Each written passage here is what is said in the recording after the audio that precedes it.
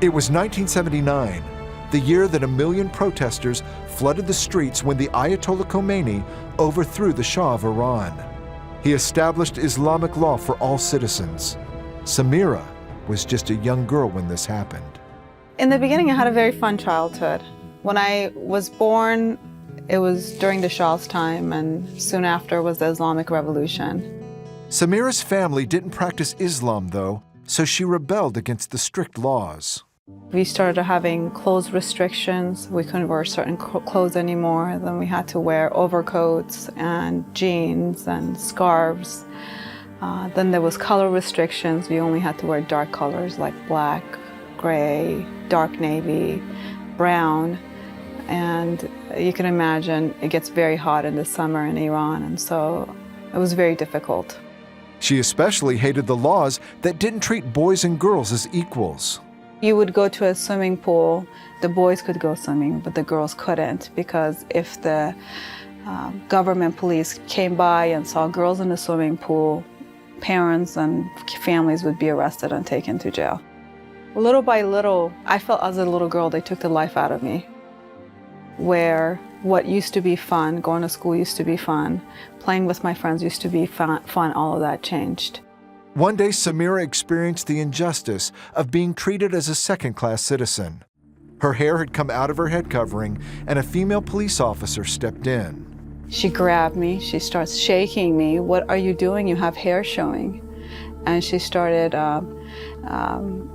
going on and on about how what I'm doing is a sin and what I'm doing is completely inappropriate. And I kind of kicked her as a little kid and ran away so I don't get arrested. As a little kid, I was afraid of being arrested, of being thrown in jail because I had some hair showing. But it was very traumatizing for me as a little girl.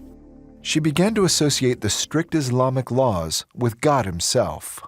I remember thinking, if this is God, I want no part of him, because if God exists, he is just and he's going to be fair. He's not going to make a big difference between a man and a woman.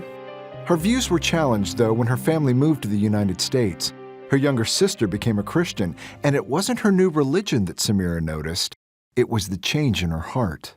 She became a different person, and when I looked into her eyes, I remember thinking, wow, what a dramatic difference. I thought I was seeing angels. And it was through that I saw power of Christ, and I thought, maybe God exists.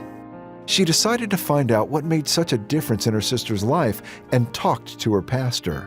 He came to talk to me, and we sat down, and he shared the Bible with me and a story of Christ and salvation. She still had questions in her mind, but what she heard one day on a Christian radio program made it all clear.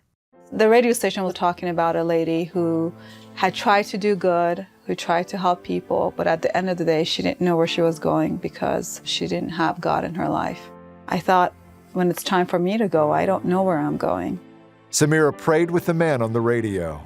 I went through the prayer with him, the salvation prayer, not realizing what I had done, and I accepted Christ into my heart.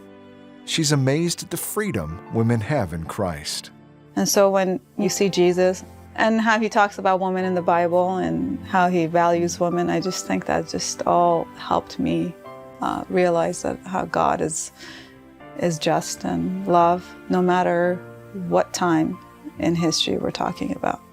Today, Samira actively works in the legal system, helping women in the United States escape from the harsh rules of the Islamic lifestyle.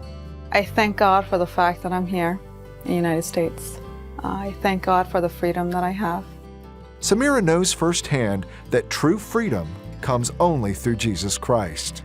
We see in a lot of societies how women are put down, women are treated badly, all because of who they are and what they come from. But when it comes to Jesus, all of that goes away, and we have all the same rights. We all have the same amount of love that we get from God, which is a lot, and we're all one. There's no difference, and I think that's the beauty of Jesus.